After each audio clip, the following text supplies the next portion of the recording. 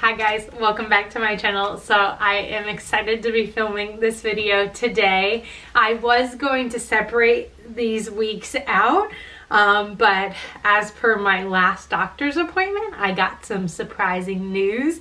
So it'll kind of make sense as I go along for this pregnancy review. So this is actually weeks 6, 7, and 8 as I start counting 1, 2, 3 on my fingers. This has been a completely different pregnancy from that of my son. So just to give you guys a little bit of background, my name is Megan. I have an almost 2-year-old son named Henry, and I'm not gonna lie, his pregnancy was rather easy compared to this one so far. So this is actually my second child that we're trying for. I did have a miscarriage prior to my son Henry, literally like 2 months before we conceived him, just to give you guys a timeline and just an idea of my experience with this whole process so far. So I already filmed my 5-week update. If you guys want to go ahead and look at that, as well as me taking my pregnancy test, I'll have links to those videos below in the description box so that you guys can see this journey from the start, as well as my symptoms like between the 2-week wait. So let's go ahead and let's start talking about 6, 7, and 8 weeks. So the apps that I have been using to track what's going on with pregnancy are Pregnancy Plus and Ovia Pregnancy. The main reason that I use Ovia Pregnancy is because I used Ovia Fertility apps for both of my pregnancies, and they really helped me because I tend to have a rather long cycle, around 34 days. So it just allows me to see when I'm ovulating, because I tend to ovulate later than most. But this is what the baby looked like at 6 weeks. Here is 7, and the thing I really like about this app, you're not going to be able to hear it on here, is that with the heart starting to beat around 6 weeks, you can actually hear it when you look at this view on the app, and you can like move everything around. And then at 8 weeks, we look like a little dinosaur with a tail. So I'm going to go through some of the symptoms I've had since the beginning. The biggest one has been nausea. I'm typically a healthy eater, or I like to say I'm a healthy eater, but I don't think I've been actually hungry since the start of this pregnancy. It's just been eating to keep things down, right? So eating a lot of carbs and just stuff. I literally just had a slice of buffalo chicken pizza that my husband brought home from his dinner out with the guys last night. So not doing too well there, hoping that this nausea will break so that I can get back on track. But yeah, that's been the biggest difference between my first pregnancy and this one.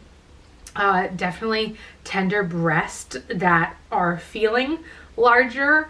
My bras don't feel that tight. I could just tell that my breasts are fuller than they usually are. And typically whenever I work out, that's the first place that I lose weight. So I can tell that while the number hasn't really gone up on the scale, I started off at about 140 pounds, and I fluctuate 5 pounds in a day, guys, to be quite honest. So I stepped on the scale this morning just for an update, and it did say 143.5, but I've been eating like a pig with all carbs, so that makes sense. The next thing has been just fatigue and exhaustion. So this has made me really sad because I love my YouTube channel and coming up with ideas, and I love just keeping my house clean. And after work and picking up Henry, plus Henry is going through some sort of sleep regression. He's gonna be 2 next month.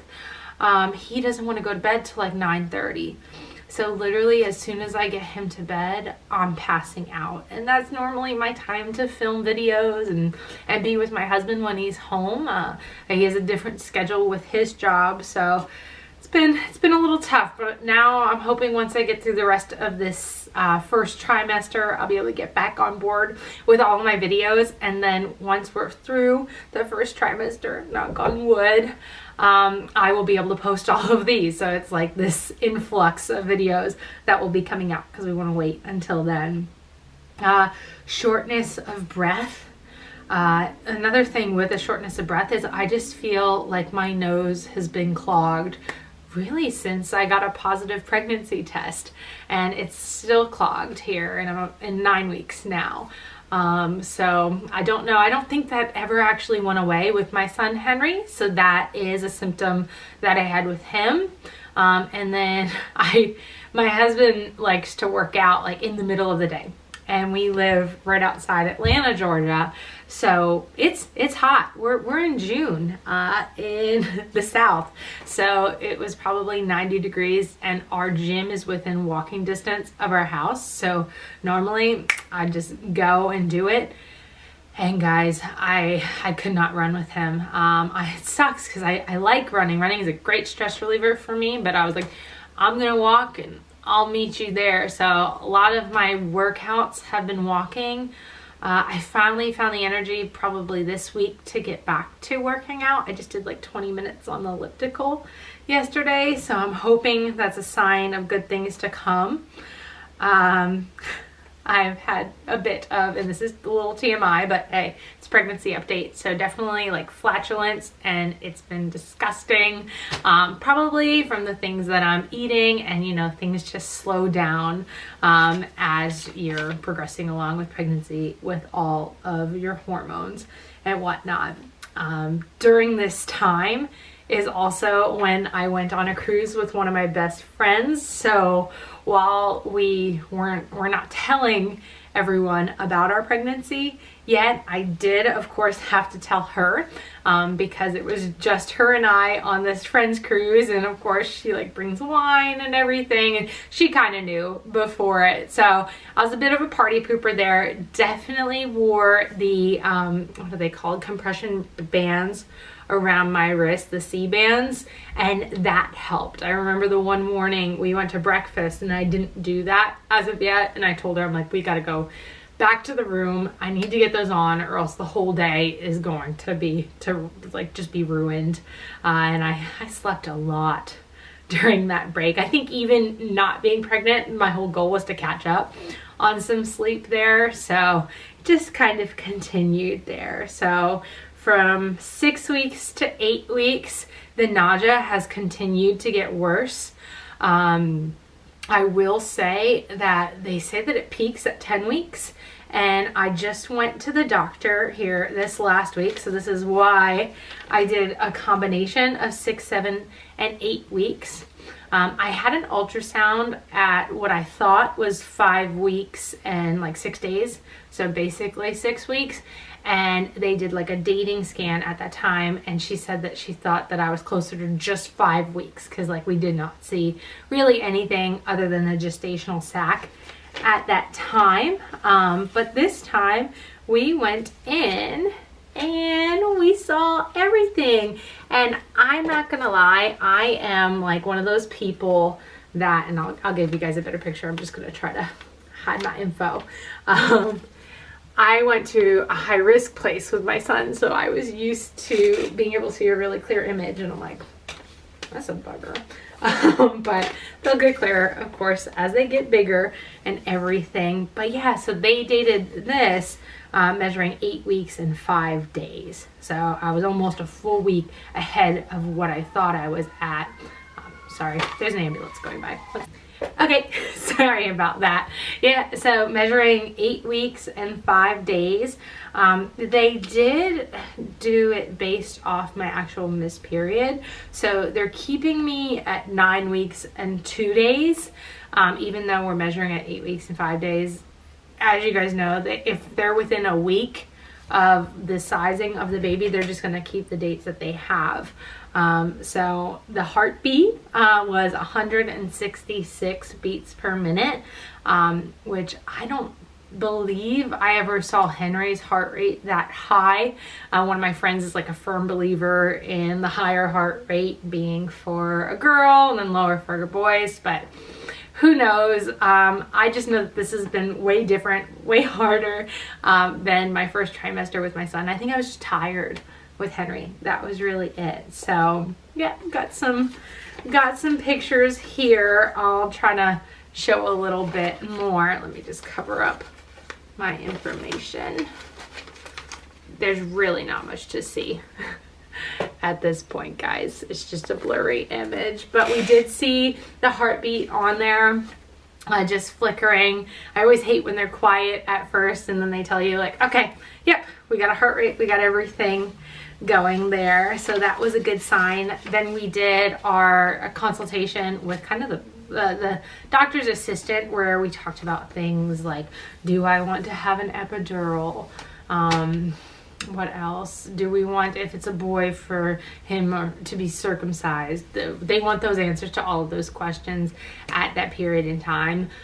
We do not have any like risk factors, so we're not going to do like the genetic testing where you find out the sex early or anything like that. So my next appointment is going to be in 12 weeks, where we will be basically through the first trimester and feel much better about telling people about the pregnancy. In regards to the nausea, I brought that up to my doctor because she was just kind of walking by after we got out of the ultrasound, and she did recommend Bongesta. That was something that I've always seen the ads for it, but I didn't think like, I'm not one to say let's just take medicine right away. So she gave me like a card for basically a free prescription. And then when we went into that consultation with the physician's assistant, basically, she said, let's try with just like B6 and Unisom first. So I did purchase some B6. Not gonna lie, it's not doing anything. But right now I'm at like 9 weeks and so I think I'm just gonna hold out for this week because I haven't vomited as of yet. So fingers crossed I'm like gonna go vomit right after this. But that has been 6, 7, and 8 weeks. I am going to just be doing a 9-week review next, and then we will go ahead and we'll just continue week by week. I'm going to give you guys a quick look at my belly and then we'll be done. Okay, I had to throw some shorts on because I'm wearing a dress. But this is the belly right at 9 weeks now. So finished week 8, just to give you guys an idea of how high it is, how low it is. I typically don't have a pooch, but yeah, that's the pooch there. I haven't felt bloated. That was one thing. I stopped feeling bloated probably about week 8, so that's been nice. It's just whatever's going on here. But I hope you guys like this. Give it a big thumbs up and subscribe if you want to follow me on the rest of this journey, okay? Bye.